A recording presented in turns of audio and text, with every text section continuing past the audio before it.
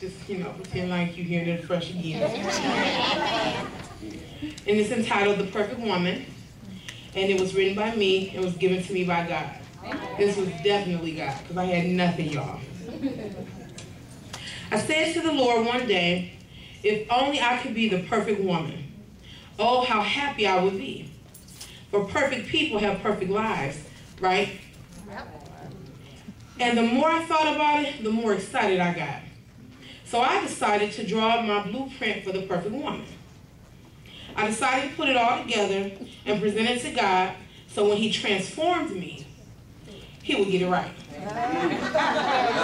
I spent a few days picking and choosing, and finally I was satisfied. And so the perfect woman went something like this. She had Halle Berry's good looks. For surely a woman with good looks has it easy.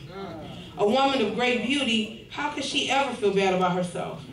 So check one, must be Halle Berry beautiful. She has to have a body like Marilyn Monroe. After all, being able to stop a man in his tracks with your figure, that's power. A woman with power could never feel weak. So check two, must be a brick house. She had to have a high IQ or a way with words.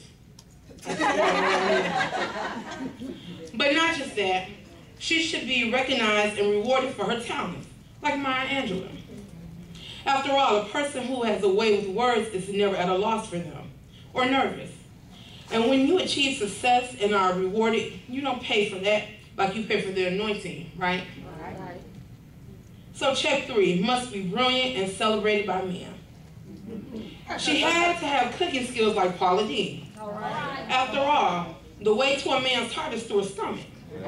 So I would never have any man problems because he would always be full and unable to run away. So check four, must be able to burn in the kitchen. Finally, she has to have Oprah's bank account. After all, lots of money means no problems, no stress. The more money, the better it is. So check five, had to have stacks upon stacks upon stacks on deck. So after I was done, I proudly and happily showed God my list. And I held it up for him, y'all. It didn't take him long. God, he's quick when he reads. And then I waited for the transformation to take place. All right. So I was kind of standing like this so he could just kind of do it all, like in the wind or something, real quick. And this is what he said. He said, all of this sounds good, but did you know one of Halle Berry's exes hit her so hard she has no hearing in one ear? He said Marilyn Monroe had 3 failed marriages and a lot of unhappiness, and at the age of 36, she died from a drug overdose. He said Maya Angelou spent 5 years of her life mute from terrible trauma in her life. I guess talent does cost. He said Paula Deen had an abusive marriage, so she wanted him hungry. She wanted him to run away. She also suffered severe panic attacks, and she had agoraphobia. In her 20s, she wouldn't leave her house. And then he said, and Oprah over the years has had many people try to take advantage of her vast resources.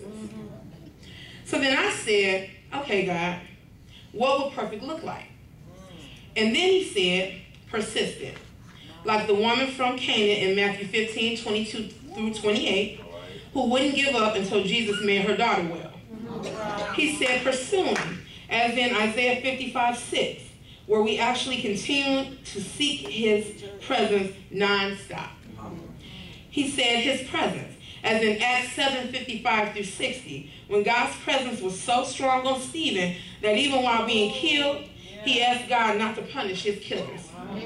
He said praise, as in 2 Samuel 6:14, where David danced before the Lord with all his might until he danced out of his clothes.